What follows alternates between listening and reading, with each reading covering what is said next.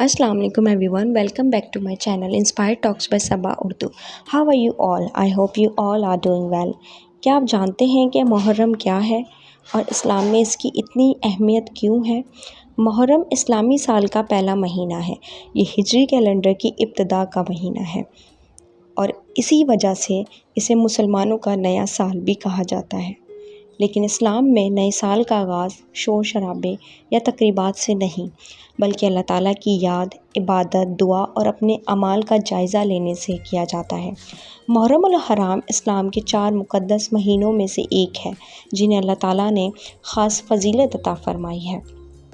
कुरान करीम में इन महीनों का ज़िक्र मौजूद है और मुसलमानों को इन महीनों में ज़्यादा नेक अमाल करने और गुनाहों से बचने की तलकीन की गई है। लफ्ज़ मुहर्रम का मतलब है मुक़द्दस। इस वजह से इस महीने को ख़ास इज़्ज़त और एहतराम हासिल है। हमें भी चाहिए कि हम इस महीने का ज़्यादा एहतराम करें।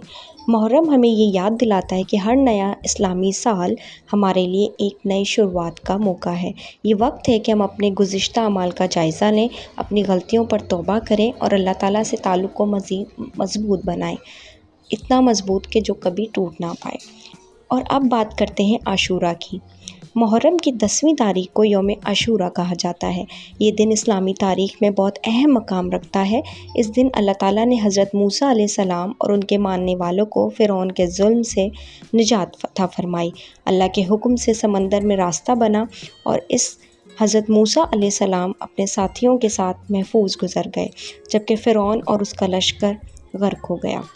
जब नबी करीम सल्लल्लाहु अलैहि वसल्लम को इस वाक़ये के बारे में मालूम हुआ तो आप सल्लल्लाहु अलैहि वसल्लम ने आशूरा के दिन रोज़ा रखने की तरगीब दी।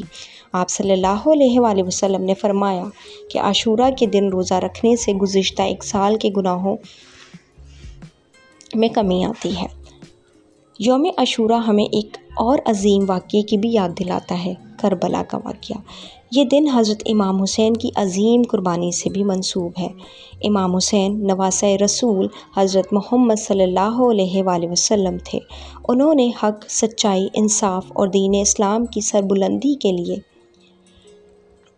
मिसाल कुर्बानी दी।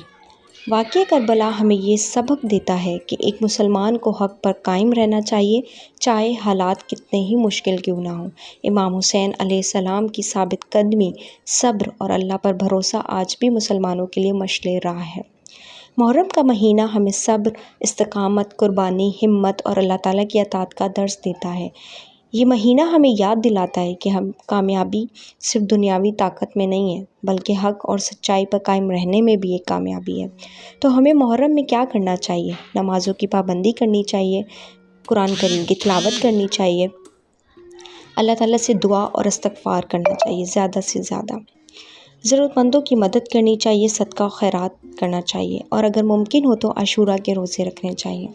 मुहर्रम सिर्फ़ एक नए साल की शुरुआत नहीं, बल्कि ईमान की तजदीद का मौका है। ये वक्त है कि हम अल्लाह ताला के करीब हों, अपनी ज़िंदगियों को बेहतर बनाएं और नेक अमाल में इजाफ़ा करें।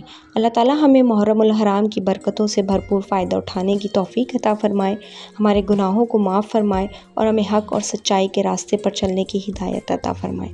आमीन या रब्बुल आलमीन। अगर आपको ये वीडियो पसंद आई हो तो लाइक, शेयर, सब्सक्राइब ज़रूर करें और कमेंट सेक्शन में बताएं आपको ये वीडियो कैसी लगी। Thank you for listening me.